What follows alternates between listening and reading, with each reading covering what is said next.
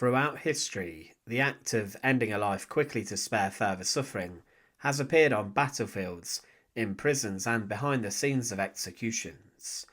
In German, this practice was known as the Gnadenschuss, literally translated as mercy shot or shot of grace. The term is most associated with the 20th century, particularly with German and Soviet practices during the Second World War, but the idea itself dates back centuries. It represents the grim intersection between mercy and death, a single bullet meant to end agony or finish an execution swiftly. The phrase coup de grace comes from French, meaning stroke of mercy. In medieval Europe, it was used to describe the final blow delivered to a mortally wounded knight on the battlefield. In those times, the aim wasn't cruelty but compassion, to end unbearable suffering when medical aid was hopeless. A knight might use a dagger thrust through the eye slit of a fallen enemy's helmet, or a sword strike to the neck, ending the pain quickly. By the modern era, when firearms replaced swords, this act evolved into a gunshot. Soldiers sometimes carried pistols specifically for this grim duty.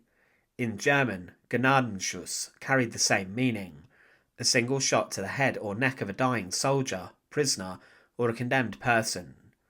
What had once been a noble gesture on the battlefield eventually became a brutal and often bureaucratic act of execution.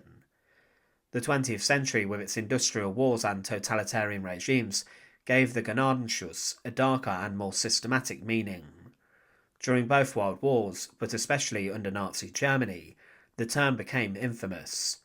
It referred not only to a mercy killing on the battlefield, but also to the method of delivering a final fatal shot to prisoners, often those already wounded, unconscious, or deliberately shot once before to simulate combat.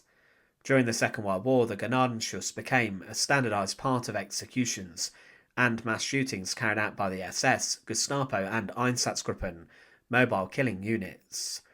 Prisoners, Jews, political opponents, resistance members and Soviet prisoners of war were frequently executed by a single pistol shot to the back of the head or neck.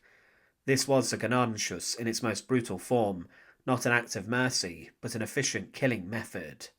The shot was typically fired with a small caliber pistol, such as a German Walther PPK or P38. The executioner would stand directly behind or beside the victim, aiming carefully at the base of the skull, just above the neck, to destroy the brainstem instantly. This shot caused immediate death, severing vital nervous connections. It was quiet, fast, and required little effort, which made it the preferred method for killing large numbers of people in confined spaces. The Gnadenschuss was methodical. Victims were usually made to kneel or stand facing away. The executioner stood close behind, holding the pistol just a few centimetres from the head, the classic neck shot. A single bullet entered the medulla oblongata at the back of the skull, killing instantly by halting respiration and a heartbeat. In some execution settings, such as concentration camps like Auschwitz, Buchenwald or Sachsenhausen, special rooms were designed for this process. Known as Genickschussenlager, neck shooting facilities, they appeared like medical examination rooms. Prisoners were told they were undergoing a routine check, and then a hidden executioner fired the fatal Gnadenschuss through a small shot in the wall. This allowed killings to proceed silently and efficiently, one after another.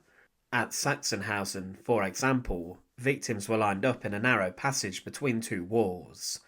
They were ordered to stand against a measuring post, believing their height was being recorded.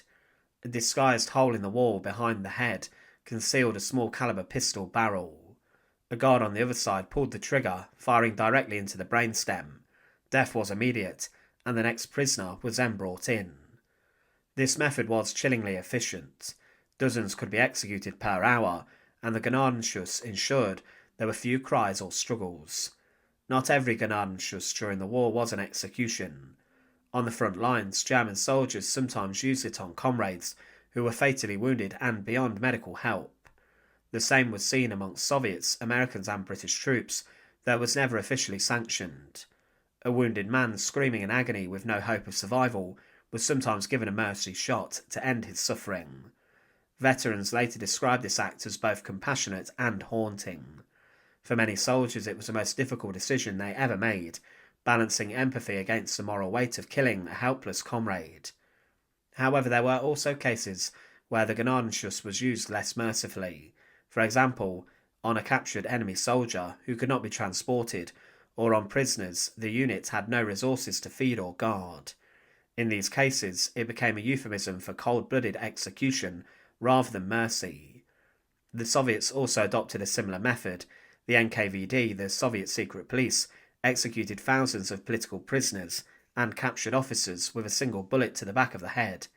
The Katyn massacre of 1940 is the most infamous example.